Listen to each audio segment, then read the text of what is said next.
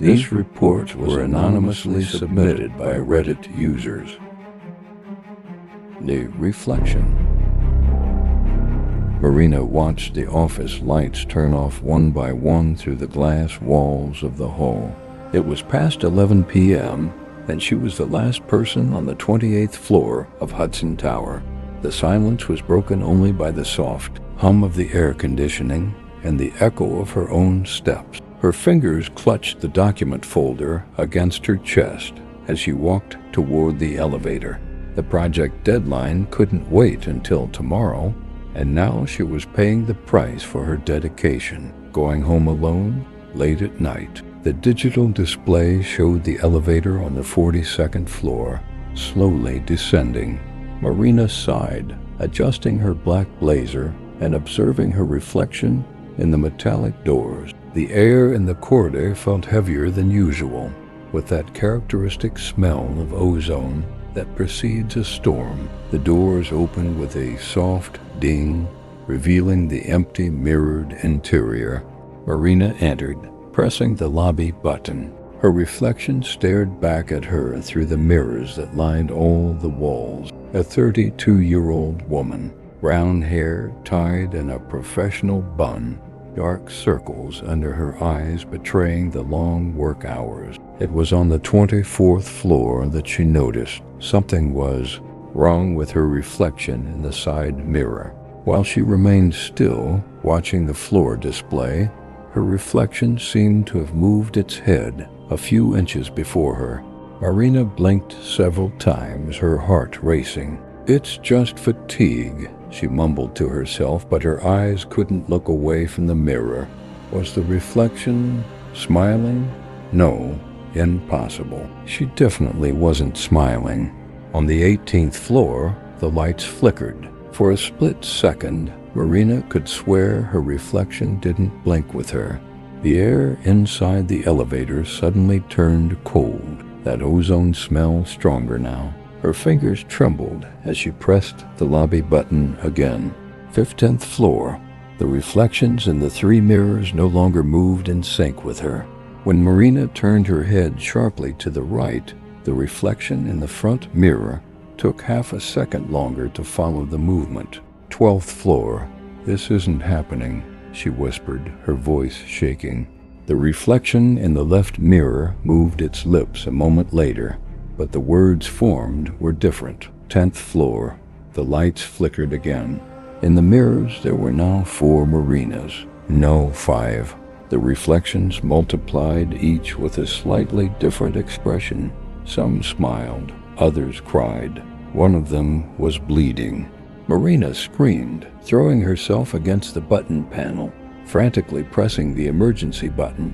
The elevator stopped with a jolt on the 8th floor. The lights went out completely for 3 seconds. When they came back on, all the reflections were facing her, smiling.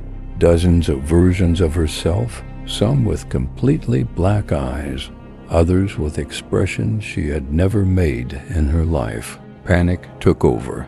Marina threw herself into the corner of the elevator, huddled up, eyes tightly shut. "Not real, not real, not real," she repeated like a mantra.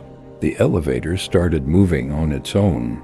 Marina kept her eyes closed, shaking, until she heard the ding of the lobby. The doors opened and she ran out without looking back, her heels echoing through the empty hall. The night security guard found her minutes later, still shaking, sitting on the sidewalk. When he asked what had happened, Marina could only babble something about wrong reflections. The next morning, building management checked the elevator cameras. In the video, Marina appeared alone, having an apparent panic attack. But in the moments when the lights flickered for split seconds, the cameras captured something inexplicable. Where there should have been only one reflection in the mirrors, there were dozens of distorted versions of herself, all smiling directly at the camera. The elevator was closed for maintenance. The technicians never found anything wrong with the mirrors or the electrical system. But since then, all employees who work late prefer to take the stairs. And some people swear that sometimes when they pass by the empty elevator at night, they can see multiple reflections of themselves in the mirrors, even when they're standing still. Between floors, David checked his watch. 6:17 a.m. Perfect timing. He always preferred taking the first elevator up to his office before the morning rush began. 20 years as a financial analyst had taught him that early mornings were the best time to get work done at Morgan Stanley's building. The elevator doors closed silently behind him as he pressed the button for the 34th floor. He took a sip of his still steaming coffee, enjoying the emptiness and quiet. The numbers lit up steadily. 3, 4, 5. Between the 7th and 8th floors, the elevator shuddered. David barely noticed at first. These old buildings had their quirks, but then it happened again, stronger this time. The lights dimmed slightly, and the digital display started flickering between 7 and 8. Great, David muttered, reaching for the emergency button. But before he could press it, the elevator jerked violently. His coffee splashed across the floor as the lights went out completely. When they came back on a second later, the digital display was blank. The elevator hadn't moved, but something felt different.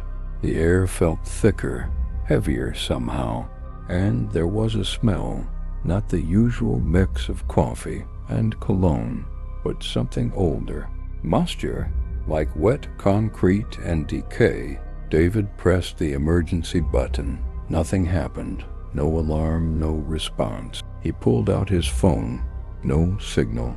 That was impossible. The building had been fitted with signal boosters throughout all floors just last month. That's when he noticed the seam in the elevator doors looked different. Instead of the clean, polished metal he was used to, there was rust. A lot of it.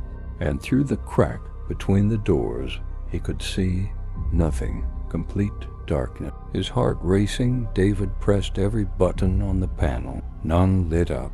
The elevator remained suspended in this strange space that shouldn't exist. He was starting to feel lightheaded from the thick, stale air. Then he heard it, a soft scratching sound from above the elevator, like fingernails on metal. It moved slowly across the ceiling, then down the left wall. David pressed himself against the opposite corner, watching in horror as the scratching continued its path. The sound stopped at the doors. For a moment, there was complete silence. Then, ever so slowly, fingers began appearing through the gap between the doors. Long, gray fingers with blackened nails. More fingers than any human should have. David screamed, pounding on the walls, desperate for help. The fingers began prying at the doors, trying to open them. The smell of decay grew stronger. Just as the doors began to crack open, the elevator dropped. David was thrown to the floor as it plummeted several floors before jerking to a stop. The lights flickered rapidly, then stabilized. The digital display showed 8. The doors opened smoothly onto a perfectly normal office hallway, already filling with early morning workers. David stumbled out, gasping for air, his clothes soaked in cold sweat and spilled coffee. Security found nothing wrong with the elevator.